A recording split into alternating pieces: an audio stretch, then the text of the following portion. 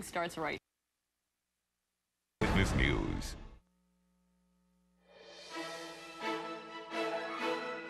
This morning, facing justice, two of the suspects in the Natalie Holloway disappearance will be in an Aruban court today, as Natalie's father reportedly launches a new ocean search for his missing daughter. Shop till you drop. As many as 133 million Americans, more than a third of the country, are expected to crowd stores today. We'll tell you what to get and where to get it cheap. And take a look at all these teams. The line started overnight for the Jonas Brothers, the red-hot boy band with a #1 hit on iTunes. Wake the kids, they'll want to see the Jonas Brothers perform live, only on GMA.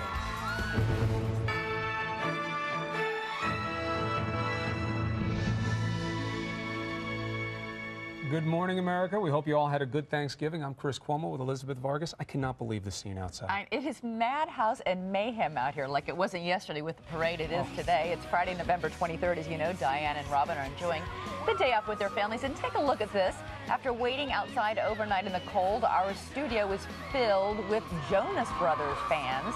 You'll hear the band if the screaming isn't too loud in just a few minutes. We also have some breaking news for you this morning from the icy waters of Antarctica. Passengers and crew were evacuated from a cruise liner this morning called the Explorer. It was starting to sink. The word is it had hit something near the South Shetland Islands. We will have an eyewitness account coming up in just a few moments. And ready, set, shop. Even in these tough economic times, more than 80% of Americans plan to spend the same amount or more of on their holiday gifts this year, and a lot of that spending actually happens today. The latest trends in toys, electronics, and fashion is all ahead. First, they're going to want to shop, then they're going to want to eat, and we're going to tell you what to do with the leftovers from yesterday, make it even more tasty, maybe even more tasty. We'll see. Some good ideas there. And the very biggest, the best, and the strangest will show you the latest entries in the Guinness Book of World Records, including ABC's trip around the world to meet this man. Guess why he made the cut?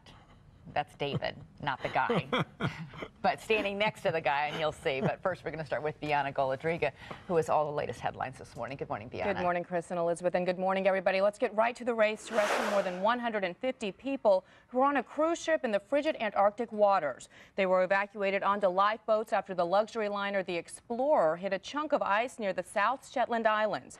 Now, another ship is on the way to pick them up. The Canadian company that owns the ship says the cruise originated in Argentina, and there were 13 Americans on board. The Arctic summer right now is a very popular time of year for cruises in that area. Now, the weather conditions are very good down there, and it seems to be, at the moment, a textbook evacuation. But obviously the cold weather and the water is a bit of a concern, and you have to be concerned for the condition of the passengers. Even though we've got no reports of injuries, there may be still some concern for the medical condition. That was an official with the British Coast Guard. The cruise line says the ship is not in any danger and engines are running and pumps are keeping the water out. Some good news there. Fresh evidence Iraq is still far from safe. A bomb at a popular pet market in Baghdad killed at least 13 people this morning and wounded dozens more. This was the first attack on the market since the troop surge began in February. A U.S. Navy ship has now arrived in Bangladesh, carrying much-needed food and medical supplies for victims of last week's devastated cyclone.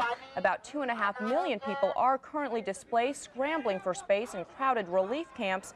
The death toll stands at nearly 3,200, but 1 week later, bodies are still washing up ashore. Die-hard shoppers are hitting malls from coast to coast at this hour, hoping to snap up early bargains and get a running start to the holiday shopping season. This is a live shot you're seeing right now from Jersey City, New Jersey. Our Andrea Canning is further south. She's checking out the deals in Newark, Delaware. Andrea, how are the crowds there? Oh, good morning, Bianna. Only in America. This place is like the Super Bowl of shopping. There's not a parking spot to be found. People are running around in their pajamas. And just to give you an idea of how diehard these shoppers are, take a look at this video from 3 o'clock this morning when this mall opened its doors. Thousands were waiting to get in, and malls and stores all across America are opening earlier and earlier, trying to woo those shoppers feeling the economic crunch. To give you an idea of the numbers this weekend, 133 million Americans are expected to shop. That's down 3% from last year. They're expected to spend $44 billion. And we're told electronics are the big deal this year. But if all this is too much for you, you can always wait until Cyber Monday. Online sales are expected to be up 20%. Personally, I like the soaking in the atmosphere of the mall. I just got 50% off these shoes, Bianna. Wow, be sure to bring us some shoes as well, Andrea. Thank you. I will. And finally, a true winter wonderland. 800 tons of snow and ice were transformed into this fantasy world in Belgium. A few dozen ice sculptors from all over the world spent weeks creating these characters and castles for the annual Snow and Ice Sculpture Festival. Perhaps the most amazing sculpture, a rotating watermill. Guys, if there was Belgian chocolate included in that, I think I'd be sold as well. Beautiful. A place called Bruges in Belgium. It's known as the Venice of the North. I know this because I lived in Belgium for 4 years. Fun facts. Anyway. You know everything. Amazing. No, trust me, I don't. Good morning, Marisol. Good morning, Elizabeth and Chris. Happy Thanksgiving to you guys, too. I want to actually start off in Albuquerque, New Mexico. Folks not having that great of a Thanksgiving. A wildfire tore through 7,000 acres of the Monsanto Mountains, destroying some businesses and homes in its wake. The fire is only 5% contained, but the good news is there's some rain and snow on the way, and that will certainly help some firefighters. But we keep our focus in the southwest because we have some wind watches, some wind warnings, even some snow advisories.